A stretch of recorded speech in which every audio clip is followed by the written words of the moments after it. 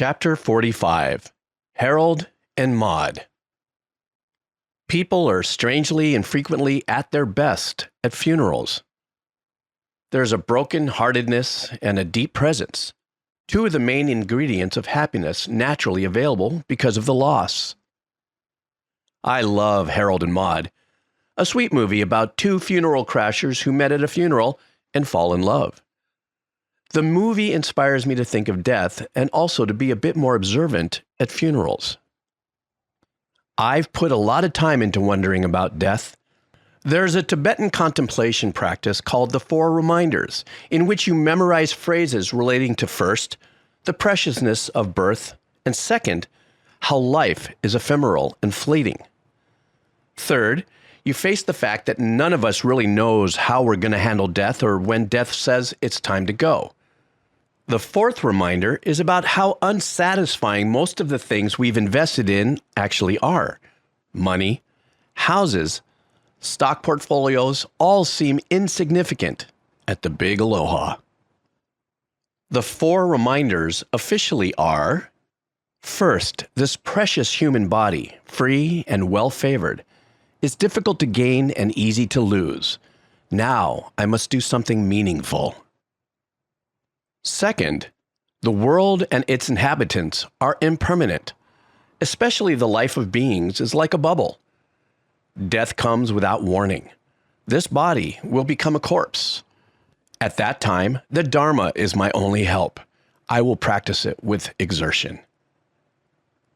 Third, when death comes, I will be helpless. Because of past karma, I must abandon evil deeds and devote myself to virtuous actions. Thinking this every day, I will examine myself. Fourth, the homes, friends, wealth, and comforts of samsara are the constant torment of the three sufferings. Just like a feast before the executioner leads you to death, I will cut desire and attachment and attain enlightenment through exertion. The formal title of these verses is The Four Reminders That Turn Your Mind into Knowing Reality. We spend most of our time thinking about a reality that pretends life goes on forever. It's amazing. I'm certain death happens to others, but for me, it's somehow way down the road. Maybe you've lost people to sudden endings. The Four Reminders points towards the preciousness of the opportunity we have to awaken in this life. You've got a body, which is a very big deal, but it's impermanent. You can die at any moment. Your circumstances, both good and bad, are somewhat beyond logic, as they might be the fruit of something planted in a past life. And if you think you're going to get happiness from things that don't matter upon death, like having a lot of stuff, then it's time for a wake-up call.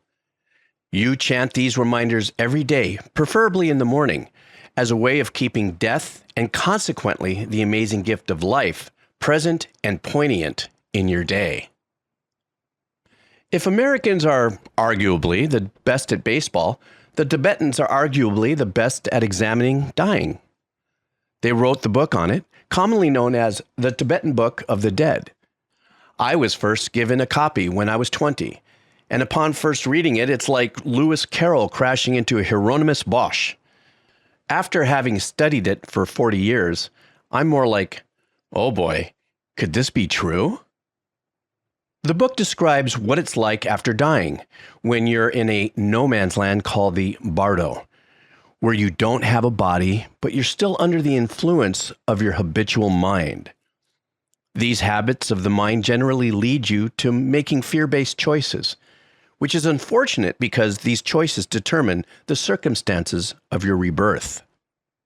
The most basic takeaway from this extraordinary view of the afterlife is that there are all kinds of transitions in your life, small, medium, and large, where you reassemble yourself. A small transition is like going from one room, one environment, into another. A medium transition would be traveling or moving to another country. Medium-large would be divorce or the death of someone close. Biggest of all is your own death. If you start to apply some awareness to these transitions, You recognize how you habitually recreate yourself, how you reconstruct your identity and sense of security. This awareness, or lack of it, is said to go with you at death. Becoming aware of transitions, along with other practices, is preparation for death. You're planning ahead for a very different life in a very different country. A mind habituated to joy, ease, curiosity, confidence, and kindness will spin you into different realms than dying with a mind full of fear, hate, and self-centeredness. I'm not saying I know with certainty whether this schema is true, only that contemplating the possibility that it's true makes life more interesting. The wise investment is in kindness, joy, happiness, and in dismantling me and mine. You remain value-driven, but by different values.